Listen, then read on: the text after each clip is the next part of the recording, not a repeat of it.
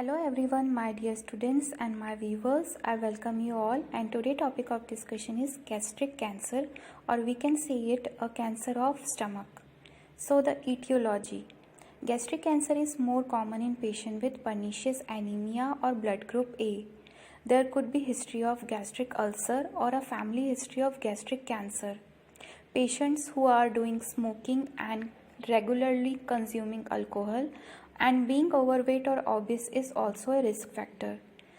Patients who have undergone stomach surgery for an ulcer or an infection like Epstein-Barr virus, working in coal and metal, timber or rubber industries, or exposure to asbestos, infection with Helicobacter pylori, or long-term stomach inflammation, or a polyp larger than 2 cm in stomach, or salty rich food can also cause cancer of stomach. The layers are important in determining the stage of the cancer and in helping to determine a person's prognosis. As a cancer grows from the mucosa into deeper layers, the stage becomes more advanced and the prognosis is not as good.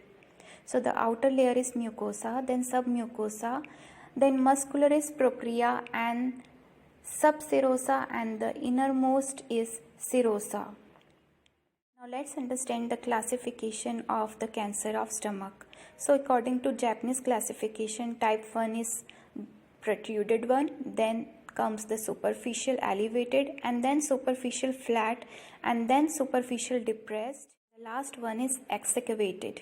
According to Bormann's classification, the first category is polypoid, then the stage next to it is ulcer clear margin, and next to it is ulcer without clear margin. The last stage is diffuse type, when the cancer spreads to the surrounding.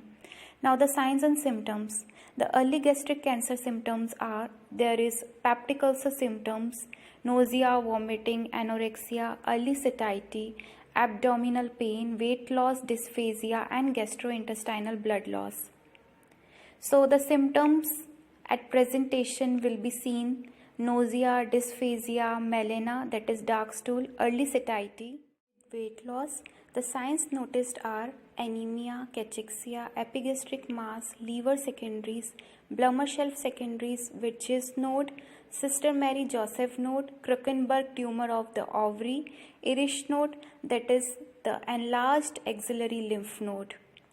So the special signs are linitis plastica, diffusely infiltrating with a rigid stomach. You can see in the picture, the rigid stomach is infiltrated with cancer cells. Witch's node, that is palpable left supraclavicular node. Sister Mary Joseph node, that is umbilical node, that is palpable and easily visible. Spread of gastric cancer can occur direct spread or can occur through lymphatics or through the blood. So direct spread, tumor penetrates the muscularis, serosa and adjacent organs. In lymphatic spread, what is important here is Witch's node, that is palpable left supraclavicular node, Trozier sign. Bloodborne metastasis, usually with extensive disease where liver first involved, then lung and bone. Transperitoneal spread occurs through the peritoneal cavity and causes the formation of Krukenberg tumor in the ovary and Sister Joseph Mary node in the umbilical region. Now the differences between benign and malignant tumor. The benign tumors are usually round to oval punched out lesions with straight walls and flat smooth base, but malignant tumor are irregular outline with necrotic or hemorrhagic base. So the base is here hemorrhagic and necrotic. In benign tumors, the smooth margins with normal surrounding mucosa is present, whereas here the margins are irregular and raised in case of malignant. Benign tumors mostly occur in the lesser curvature, whereas malignant tumor can occur anywhere in the stomach. Benign tumors are less than 2 cm and malignant tumor can be of any size. So you can easily differentiate both tumors if present in the stomach. Investigations, we will recommend patient for full blood count, LFT, RFT, stool examination for occult blood. Serum tumor markers are also checked and biopsy is done. Through the sclerotherapy needle, saline is secreted and that will elevate the submucosa. Then the biopsy forceps will grasp and lift and cut away the mucosa of the stomach for the purpose of biopsy. Beside this, CT scan and PET is done. PET is positron emission tomography scanning.